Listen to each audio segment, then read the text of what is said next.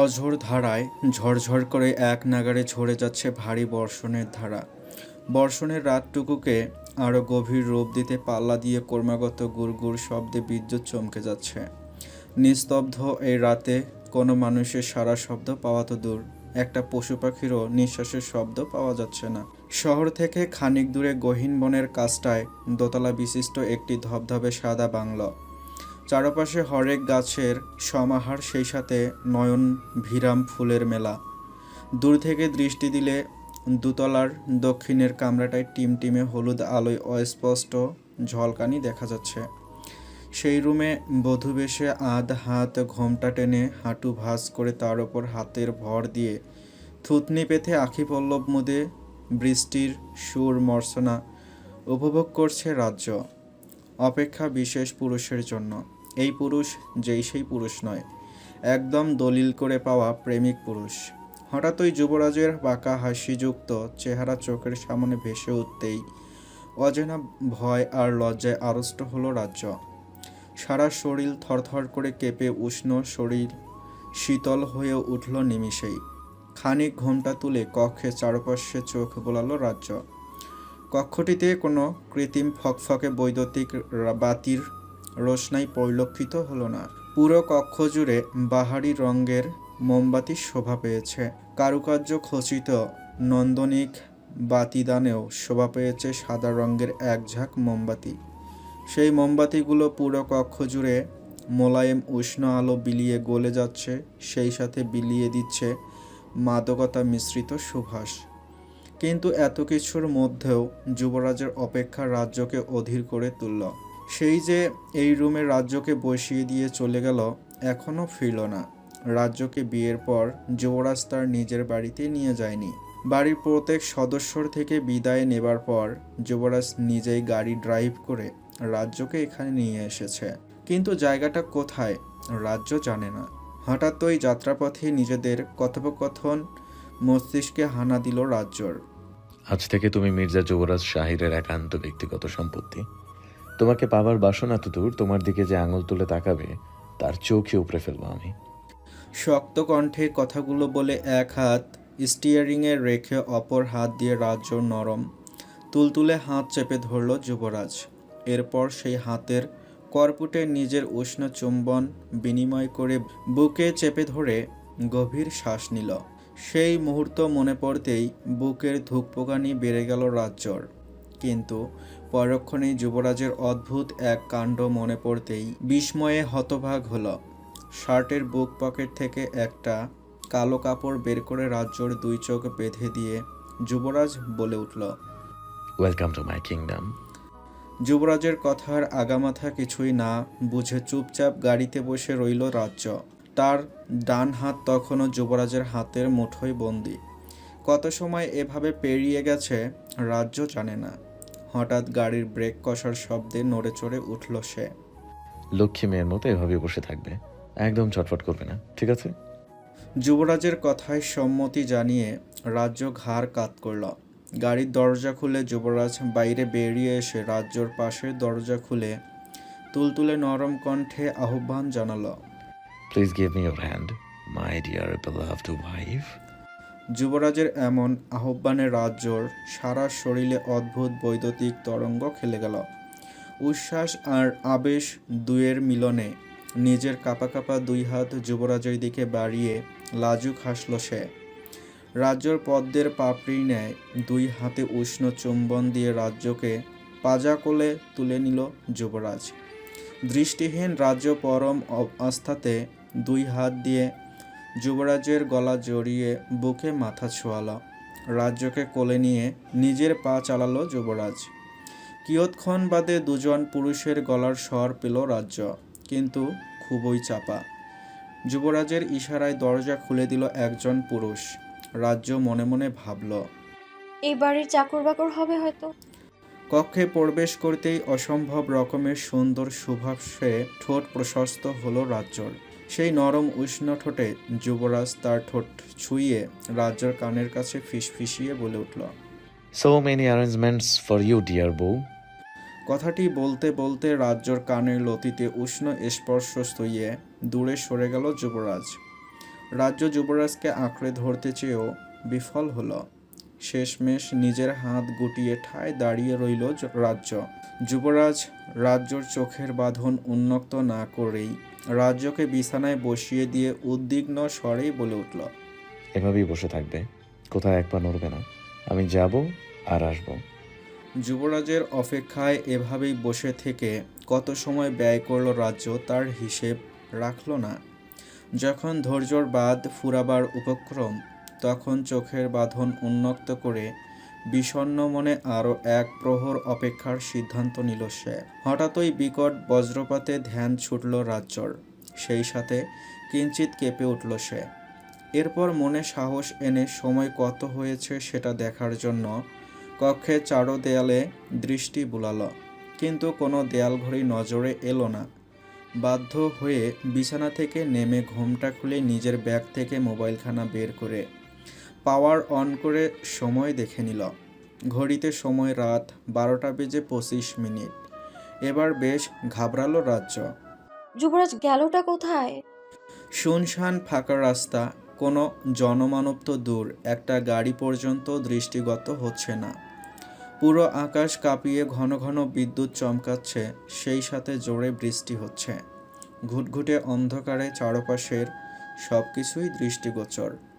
এমন ভয়ানক পরিস্থিতিতে প্রাণপণে দৌড়ে চলছে দুজন কালো পোশাকধারী মাঝবয়সী লোক। নিজের প্রিয় জীবনখানা বাঁচানোই যেন এখন মুখ্য উদ্দেশ্য তাদের। বৃষ্টির দাপটের সাথে পাল্লা দিয়ে দৌড়াতে বেশ বেগ পোয়াতে হচ্ছে তাদের। বারবার মাঝ রাস্তায় মুখ থুবড়ে হোঁচট খেয়ে পড়ে যাচ্ছে, কিন্তু সেসব তারা গায়ে মাখছে না।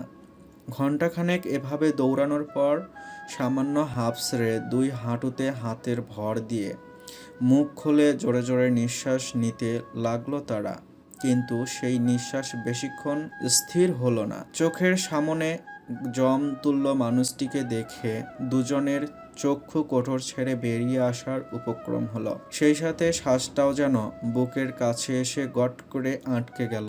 এমন শীতল বর্ষণেও গলা শুকিয়ে কাঠ হলো পানির পিপাসায়। ভয়ে জিভ বের করে বৃষ্টির পানি শুষে নিয়ে গলা ভেজানোর বৃথা চেষ্টা করলো দুজনে। তাদের এই দৃশ্য দেখে হো হো শব্দে হেসে উঠল সামনে দাঁড়ানো ব্যক্তি। এদিকে বিকট বজ্রপাত, অপরদিকে আগন্তুকের অদ্ভুত হাসি, দুই মিলিয়ে লোক দুটোর কলিজা কাঁপিয়ে দিল।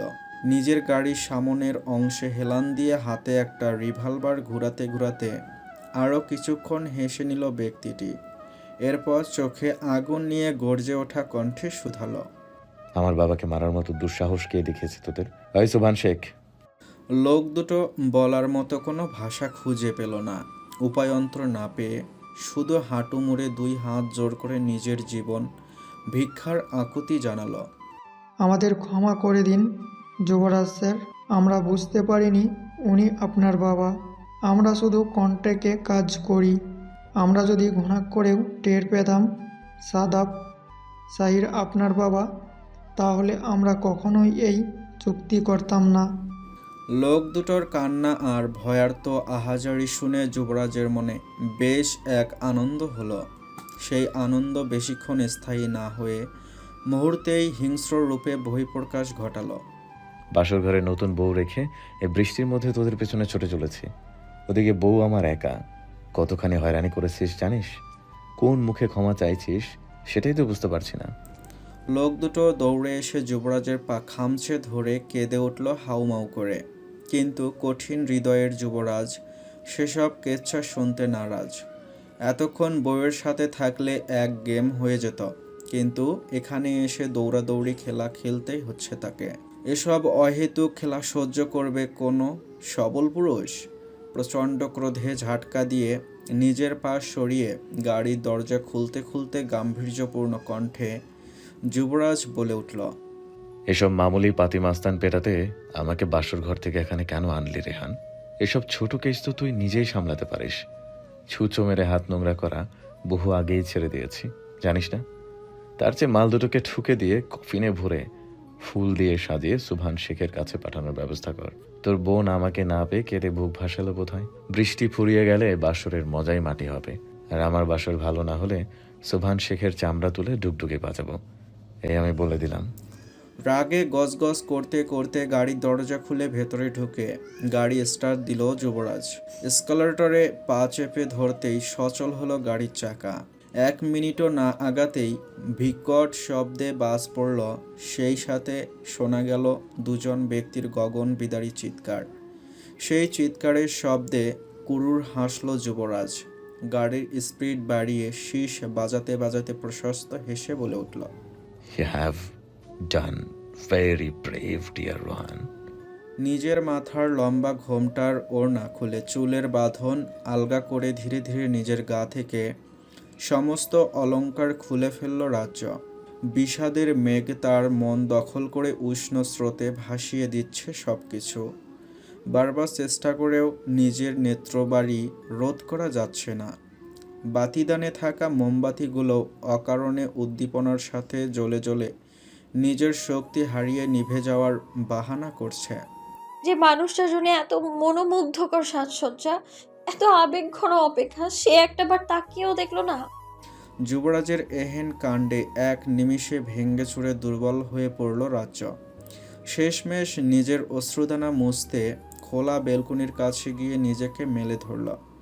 2 হাত পাখি ডানার মতো মেলে ধরে চক্ষু মুদে নিজেকে বৃষ্টির ধারার সামনে সঁপে দিল সে। বুকের ভেতরে উত্তাল কষ্টে ক্রমশ ফুপিয়ে ওঠা নীরব কান্নার উঠানামা করছে বারংবার। মুহূর্তেই বৃষ্টির মোটা মোটা ছিটা রাজ্যকে অনেকটাই ভিজিয়ে দিল। পুরো মুখমণ্ডল আর গলা জুড়ে শিশির বিন্দুর মতো মুক্তাদানার ন্যায় বৃষ্টির ফোঁটা রাজ্যকে দখল করল। খট করে খুলে গেল রুমের দরজা। ব্যথায় নিমগ্ন রাজ্য সেটা খেয়াল করল না। অভিজাত্যে ভরপুর ড্রেসিং টেবিলের দিকে করুণ দৃষ্টিপাত করে নিজের দীর্ঘশ্বাস লুকালো যুবরাজ। বিছানার ওপর অনাদরে পড়ে আছে সোনালি রঙা ঘোমটাখানা। নিজের ভেজা কাপড় ওয়াশিং মেশিনে ফেলে একটা ট্রাউজার পরিধান করে খালি গায়ে বেলকনির দিকে অগ্রসর হলো যুবরাজ। বিদ্যুৎ চমকানোর ঝকমকে আলোয় বিষাদে ভরা রাজ্যর ছোট মুখখানি বেশ করে নজর কাড়ল যুবরাজের। ধীর পায়ে রাজ্যর পিছনে দাঁড়িয়ে নিজের পেশিবহুল হাতের বেষ্টনীতে শক্ত করে বেঁধে ফেলল নিজের প্রিয়তমা স্ত্রীকে। যুবরাজের উষ্ণ স্পর্শে কেঁপে ওঠার পরিবর্তে ঠোঁট টিপে চোখ বুজে নীরবে অশ্রু বিসর্জন দিল রাজ্য। সবটাই বুঝতে পেরে যুবরাজ আরও শক্ত বাঁধনে রাজ্যকে জড়িয়ে আহত স্বরে বলে উঠল, আমি ভুল করেছি, আমাকে কঠিন শাস্তি দাও। তুমি যেই শাস্তি দিবে আমি সেটাই মাথা পেতে নিতে প্রস্তুত। যুবরাজের এমন শীতল কণ্ঠে রাজ্যর কষ্টগুলো বাঁধন ছাড়া হলো। যুবরাজের দিকে ঘুরে নিজের সিক্ত 2 হাতে যুবরাজকে জড়িয়ে ধরে জোরে কেঁদে উঠল রাজ্য। আপনি আসলেই কঠিন হৃদয়ের পুরুষ। আপনি ইচ্ছে করেই আমায় কষ্ট দিতে পছন্দ করেন। আমি আর এক মুহূর্ত আপনার সাথে থাকবো না। আমি এক্ষুনি বাড়ি চলে যাব। রাজ্যর আহত কান্না বৃষ্টির ধারার সাথে ধুয়ে মুছে যুবরাজের প্রশস্ত বুকে বিলীন হচ্ছে।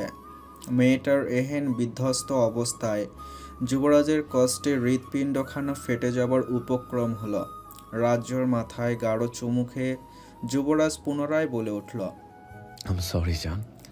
নিজের কান্নাকে কোনো মতে রোধ করে রাজ্য তার মলিন মুখখানা নিয়ে যুবরাজের দিকে দৃষ্টি পাতল। চোখে তার হাজারো প্রশ্ন, কিন্তু মুখ ফুটে একটাও করতে পারল না। চতুর যুবরাজ সবগুলো প্রশ্ন পড়ে ফেলল সদ্য হওয়া স্ত্রীর সমুদ্রের ন্যায় স্বচ্ছ নয়ন থেকে। 2 হাতের আঁজলায় রাজ্যর মুখ জড়িয়ে যুবরাজ মাদকতা মিশ্রিত কণ্ঠে জবাব দিল, সকল প্রশ্নের উত্তর আমার কাছে আছে বউ। সময় এলে সুদে আসলে পুষিয়ে উত্তর দিব। ভারী বৃষ্টি আর ঠান্ডা বাতাস রাজ্যর ভেজা শরীরে কাঁপন ধরালো।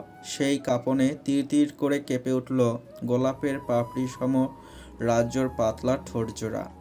সেই ঠোঁটের কম্পনে খেই হারালো যুবরাজ। নেশাক্ত ব্যক্তির ন্যায় পরম আবেশে রাজ্যর সিক্ত 2 ঠোঁট আঁকড়ে ধরল নিজের খসখসে শীতল ঠোঁট দিয়ে। যুবরাজের ভালোবাসার স্পর্শে চোখ বুজে যুবরাজের গলা জড়িয়ে ধরল রাজ্য। মুহূর্তেই বৃষ্টির দাপট আরও তেজি হলো। নিজেকে উষ্ণ করতে যুবরাজের পেশিযুক্ত পিঠে জাপতে ধরল রাজ্য। ঠান্ডায় জমে যাওয়া রাজ্যকে হ্যাঁচকা টানে কোলে তুলে নিল যুবরাজ। এরপর রুমের দিকে পা বাড়ালো। মোমবাতির কোমল আলোয় নববধূর আকর্ষণীয় স্নিগ্ধ রূপ দেখে চূড়ান্ত বেসামাল হলো নির্লজ্জ যুবরাজ। জিহ্বার লেহান আর উষ্ণ স্পর্শে রাজ্যকে অস্থির করে তুলতে ব্যস্ত হলো বেহায়া প্রেমিক পুরুষ। সহ্যের সীমা পেরিয়ে গেল যুবরাজের পিছনের চুল খামচে ধরে নেশাক্ত চোখে মাদকতা মিশ্রিত ভাঙ্গা ভাঙ্গা স্বরে রাজ্য গুঙ্গিয়ে ওঠে। প্লিজ যুবরাজ, আমি আর পারছি না। I want you fully. আমি বোধহয় পাগল হয়ে যাচ্ছি। রাজ্যর অস্থির আকুতি শুনে যুবরাজের হাতের বিচরণ অবাধ্য থেকে অবাধ্যতর হতে থাকল। সইতে না পেরে এক পর্যায়ে শরীরের সমস্ত ভর ছেড়ে দিয়ে বিছানায় শরীর এলিয়ে দিল রাজ্য। ধীরে ধীরে রাজ্যর গায়ের পেঁচানো শাড়ি ব্লাউজ খুলে মেঝেতে ছুঁড়ে ফেলে দিল যুবরাজ। উন্মাদ যুবরাজ রাজ্যর গির্বাদেশে বুকের ভাঁজে এবং সবশেষে মেদহীন পেটে মুখ ডুবাল। যুবরাজের পেশিবহুল মাসিল পিঠে ঘাড়ে তীব্র উত্তেজনায় নখযুক্ত আঙ্গুল দিয়ে সজোরে খামচে ধরল রাজ্য। বৃষ্টির সাথে পাল্লা দিয়ে বাড়তে লাগলো রাজ্যর শীতকার আর গঙ্গানির আওয়াজ। নিজেকে পুরোপুরি পরিতৃপ্ত করতে রাজ্যকে চূড়ান্ত সুখের সাগরে ভাসাতে আহ্বান জানালো যুবরাজ। যুবরাজের ঠোঁট আঁকড়ে ধরে সম্মতি জানালো রাজ্য। রাজ্যর সান্নিধ্য পেয়ে যুবরাজ পাগল উন্মাদের মতো তাকে ভালোবাসতে শুরু করল। থেকে থেকে আঁতকে উঠছে রাজ্য। ঝড়ো বৃষ্টির রাতে চরম উন্মাদনা যুক্ত আদিম খেলায় মত্ত হলো। পবিত্র বন্ধনের মিলনে আবদ্ধ দুজন মানব মানবী। তাদের শারীরিক কসরতে দলিত মথিত হলো বিছানার দামি মখমলি চাদরখানা। অসহনীয় অস্থিরতা ছেয়ে গেল পুরো বাংলো জুড়ে। দুজনের পবিত্র সুখের শীতকার মূর্ছনা তুল্য বদ্ধ রোম জুড়ে। রাজ্যর অত্যন্ত যন্ত্রণাদায়ক সুখে দুচোখের কোণ বেয়ে উষ্ণ নোনা জল গড়িয়ে পড়তে লাগলো। নিজে তৃষ্ণা মিটিয়ে সমস্ত ভর রাজ্যর ওপর ছেড়ে দিয়ে পরিতৃপ্ত যুবরাজ রাজ্যর কপালে, নাকে, গালে আর চোখে গম্ভীর চুমু খেল। এরপর মাদকতা মিশ্রিত আবেগী কণ্ঠে বলে উঠল, how do you enjoy my torture love? বেকুব রাজ্য অস্ফুট ভাঙ্গা স্বরে উত্তর করল। নির্লজ্জ অশুভ পুরুষ। নিজের নির্লজ্জতার পরিচয় দ্বিগুণ হারে দিতে বস্ত্রহীন রাজ্যকে নিজের বুকের ওপর শুয়ে সারা মুখমণ্ডলে চুমু খেয়ে শক্ত হাতে বুকের সাথে মিশিয়ে রাজ্যর ঝলমলে চুলের ভাঁজে মুখ ডুবিয়ে বলে উঠল, আই লাভ ইউ সেñorita। সারা রাতের ভারী বর্ষণের পর শেষ রাতের দিকে বৃষ্টির দমক কিছুটা কমেছে, তবে এখনও গুড়ি গুড়ি বৃষ্টি ঝরেই যাচ্ছে। আকাশ কিছুটা সাফ হয়ে হালকা করে সূর্যের মুখ দেখবার সুযোগ করে দিয়েছে। ভোরের আলো ফুটেছে, তাও ভালোই কিছুক্ষণ আগে। কোনো জনমানবের সারা শব্দ পাওয়া না গেলেও থেকে থেকে দুই একটা চড়ুই পাখির কিচিরমিচির ডাক কর্ণকুহরে এসে ধাক্কা খাচ্ছে। যুবরাজের বাংলোর থাই জানালার কাছে ছোট ছোট মুক্তদানার ন্যায় বৃষ্টির কণা স্থেটে বাইরের দৃষ্টি সীমানা ঝাপসা করে রেখেছে। তাই বাহিরের প্রাকৃতিক পরিবেশ আবছা আবছা দৃষ্টিগত হচ্ছে। যুবরাজের পেশিবহুল বাহুডোরে পরম শান্তিতে গভীর নিদ্রায় আচ্ছন্ন হয়ে আছে রাজ্য। সারা রাতের উষ্ণ ভালোবাসা আদরে ক্লান্ত পরিশ্রান্ত হয়ে কখন ঘুমে তলিয়েছে সে নিজেই জানে না। কিন্তু ঘুম নেই যুবরাজের চোখে। সারা রাত সে এক সেকেন্ডের জন্য দুই চোখের পাতা এক করেনি। প্রচণ্ড জেদ আর ক্রোধে শরীরের রক্ত টকবগিয়ে ফুটছে তার। এক মুহূর্তের জন্য চোখ বন্ধ করলেই সুবহান শেখের ক্রূর হাসিযুক্ত বিশ্রী চেহারাখানা চোখের সামনে ভেসে উঠছে, যা যুবরাজের একদম সহ্য হচ্ছে না। ক্রোধের মাত্রা নিয়ন্ত্রণ করতে না পেরে দত্তে দাঁত চেপে ফুঁসে ওঠে, দুই হাতে পিষে ধরল রাজ্যকে। ব্যথায় কাকিয়ে ঘুম ভাঙল শীর্ণদেহের মানবীর। রাজ্যর আর্তনাদে হুঁশে ফিরল যুবরাজ। রাজ্য কিছু বুঝে ওঠার আগেই যুবরাজ বিচলিত হৃদয়ে আহত হলো। কণ্ঠে উদ্বিগ্নতা আর আকুলতা নিয়ে বলে উঠল, I am sorry, I am really sorry. একদম খেয়াল ছিল না যে আমার বুকে একটা ছোট্ট তুলতুলে হ্যামিং বার্ড শুয়ে আছে। অনেক ব্যথা লেগেছে জান। রাজ্য তার ছলছলে দৃষ্টিতে মাথা নাড়িয়ে নিচু স্বরে মলিন কণ্ঠে বলে উঠল, অতটা লাগেনি। কথাটি বলেই যুবরাজের বুকে মুখ লুকিয়ে ব্যথায় বেরিয়ে আসা অশ্রুকে গোপন করার প্রয়াস চালালো। চৌখস যুবরাজ ঠিকই বুঝল ব্যথার মাত্রা কতখানি, তবুও না বোঝার ভান ধরে বসে রইল। কারণ এখানে বেশি কথা বলতে গেলেই পাল্টাপাল্টি প্রশ্নের সৃষ্টি হবে, যা এই মুহূর্তে যুবরাজ একদম চাচ্ছে না। নিজেকে কোনো মতে ধাতস্থ করে যুবরাজ রাজ্যর ঘন চুলে বিলি কাটল। অ্যাকচুয়ালি ঘুম ভেঙেই তোমাকে এই অবস্থা দেখে সহ্যই হচ্ছিল না। আমি অত্যন্ত দুঃখিত। আর কখনো এমন সিরিয়াস হবো না, আই প্রমিস। যুবরাজের এমন আদুরে কণ্ঠে রাজ্য তার মোলায়েম হাত দিয়ে যুবরাজের কোমর জড়িয়ে ধরে পরম আবেশে পুনরায় চোখ বুঝল। কিন্তু মন আর মস্তিষ্কে চলল সন্দেহের খেলা। না, অতটাও লাগেনি। কিছু তো একটা হয়েছেই। সেই কিছুটা কি তা আমায় অবশ্যই জানতে হবে। গত রাতে যুবরাজের নগ্ন পিঠে অসংখ্য কাটা ছেঁড়া আর জখমের দাগ দেখা দিয়ে গিয়েছে। কিন্তু জখম একদম নতুন। এগুলোর রহস্য খুব দ্রুত আমাকে জানতেই হবে। আর আমাকে এভাবে ফেলে সে গিয়েছিলই বা কোথায়? বিভিন্ন ভাবনা ভাবতে ভাবতে না চাইতেও রাজ্যর হাত যুবরাজের খালি পিঠে চলে এলো এবং উৎসুক হয়ে কাটা জখমের ওপর নিজের জহুরি আঙ্গুল চালনা করল। ঘটনার পুরোটাই বুঝতে পারল যুবরাজ। মুখে কিছু না বলে স্মিত হেসে রাজ্যর ব্রেন ওয়াশে ধ্যান দিল। আমাকে সিরিয়াস করার চেষ্টা করলে কিন্তু তোমার সব কিছুই লস, ডিয়ার ওয়াইফ। আমি মোটেও আপনাকে সিডিউস করছি না, ডিয়ার শেমলেস হাজবেন্ড। তাহলে উষ্ণ হাতের শিহরণ কেন দিচ্ছ? জানো না বারুদ থেকে আগুনের দূরে থাকতে হয়। আসলে আপনার পিঠে। রাজ্যকে কথা শেষ করতে না দিয়েই রাজ্যর চোয়াল চেপে ধরে জবরদস্তিতে নিজের অস্ত্রধর দিয়ে আঁকড়ে ধরল রাজ্যর নরম পাতলা শুষ্ক ঠোঁটজোড়া। যুবরাজ পাগলের মতো রাজ্যর ঠোঁট দুটো চুষতে লাগল। বেশ কিছুক্ষণ এভাবেই কেটে যাবার পর শ্বাস নিতে না পারায় হ্যাঁচকা টানে যুবরাজের হাত সরিয়ে জোরে জোরে শ্বাস নিয়ে প্রশ্নবিদ্ধ চোখে যুবরাজের দিকে দৃষ্টি মেলল রাজ্য। আমার এখনো কথা শেষ হয়নি। মুখে ফিসেল হাসি ঝুলিয়ে রাজ্যর বুকের ভাঁজে নিজের মুখ গুজে দিয়ে মাদকতা মিশ্রিত কণ্ঠে যুবরাজ বলে উঠল, এত কৌতূহল মোটেও ভালো না সুইটহার্ট। সময় এলে সব জানতে পারবে। না চাইতেও যুবরাজের সাথে তাল মেলাতে লাগলো রাজ্য। কিন্তু আনন্দ উপভোগের চাইতে নানাবিধ ভয়ঙ্কর ভাবনা ভর করল নিজের মস্তিষ্কেই। কিন্তু কেউ কারো মনোভাব প্রকাশ করল না। নিজের তুলতুলে নরম বিছানায় হাত পা সরিয়ে এলোমেলো ভঙ্গিতে ঘুমিয়ে আসছে শেরহাম। কোকেইনের নেশা এতটাই গভীরভাবে জেঁকে বসেছিল যে সে আর সারা রাতের কোনো খবরই বলতে পারে না। রাত ফুরিয়ে কখন ভোর নেমেছে এটাও তার অজানা। দরজা জানালা এমনভাবে আটকে রাখা হয়েছে যে বাইরের শব্দ তো দূর, একটু আলো পর্যন্ত কক্ষে প্রবেশ করছে না। ধীরে ধীরে হালকা হয়ে এলো শেরহামের ঘুম। অল্প পিটপিট করে তাকিয়ে কিছু সময় ওভাবেই বিছানায় পড়ে রইল। নেশার ঘোর অল্প অল্প করে কেটে যাচ্ছে। শরীর খুব হালকা লাগছে।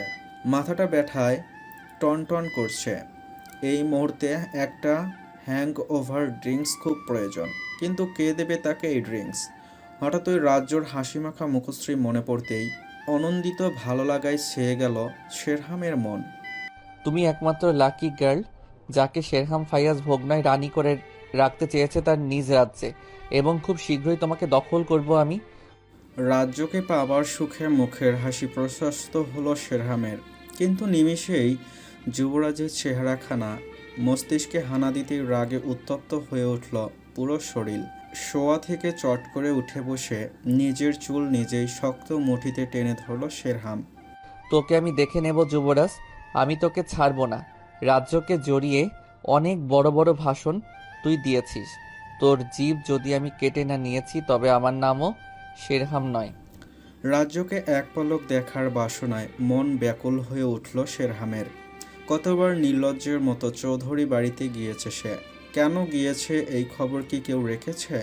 রাজ্যকে কখন সে ভালোবেসে ফেলেছে সেটা তো সে নিজেই জানে না। এক পলক মেয়েটিকে চোখের দেখা দেখার জন্য নিজের গুরুত্বপূর্ণ কাজ ফেলে সময় অসময়ে ছুটে গিয়েছে ওই বাড়িতে। কিন্তু মেয়েটি একবারের জন্য চোখ তুলে তাকায়নি তাকে। কিসের এত অবহেলা আমার প্রতি? তার কি নেই আমার? যুবরাজের থেকে সবকিছুই বেশি বেশি আছে আমার। তবু কেন রাজ্য আমাকে ভালোবাসবে না? দরকার হলে হিরে জহরতে মরিয়ে রাখবো, তবু আমাকে তার ভালোবাসতেই হবে। আর ভাবতে পারে না শেরহাম। এখনই একবার রেজওয়ান চৌধুরীর মুখোমুখি হওয়া চাই। ভালোই ভালোই মেয়েকে আমার হাতে তুলে না দিলে জোর করে উঠিয়ে আনবো।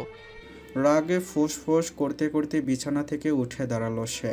ঝটপট ফ্রেশ হয়ে পোশাক পাল্টে সিঁড়ি ধরে নিচে নেমে এলো। এদিকে একের পর এক ফোনের ভাইব্রেট হয়ে যাচ্ছে শেরহামের মুঠোফোনে। রাজ্যকে দেখার উত্তেজনায় সেই ফোন তুলতে বেমালুম ভুলে গেল সে। দ্রুত হাতে সুরেক থেকে একজোড়া স্নিকার্স পায়ে তুলে খট করে দরজা খুলে বাহিরে বেরিয়ে এলো। ঘরের বাহিরে দৃষ্টি মেলাতেই বেশ কিছুটা অবাক হলো শেরহাম। বাড়ির প্রধান ফটকের সামনে দুটি ফুলে সজ্জিত খয়েরি রঙা কফিন সার বেঁধে রাখা হয়েছে। এগুলো কিসের কফিন রাখা হয়েছে এখানে, আর কে রেখেছে?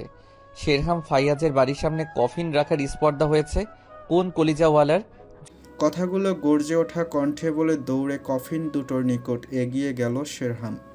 শকুনি দৃষ্টিতে কফিন দুটোর দিকে নজর বোলাতেই কুচকুচে কালো রঙের একটা খাম চোখে পড়ল। খয়েরি ফুলে সজ্জিত কফিনে এমন কুচকুচে কালো রঙের খাম দেখে কপাল কুঞ্চিত হলো শেরহামের। বাজে পাখির মতো ছো মেরে সেই খাম হাতে তুলে উল্টে পাল্টে দেখতে দুই রঙা চোখের মণি জ্বলন্ত কয়লার খনিতে পরিণত হলো। অত্যাধিক ক্রোধে কপালের আর ঘাড়ের শিরাগুলো নীল হয়ে ফুটে উঠল। অস্বাভাবিকভাবে ভারী শব্দে নিঃশ্বাস পড়তে লাগলো। কালো রঙের খামটিতে খুব যত্নের সাথে খোদাই করে লেখা হয়েছে, গিফট ফ্রম ইউভরেজ।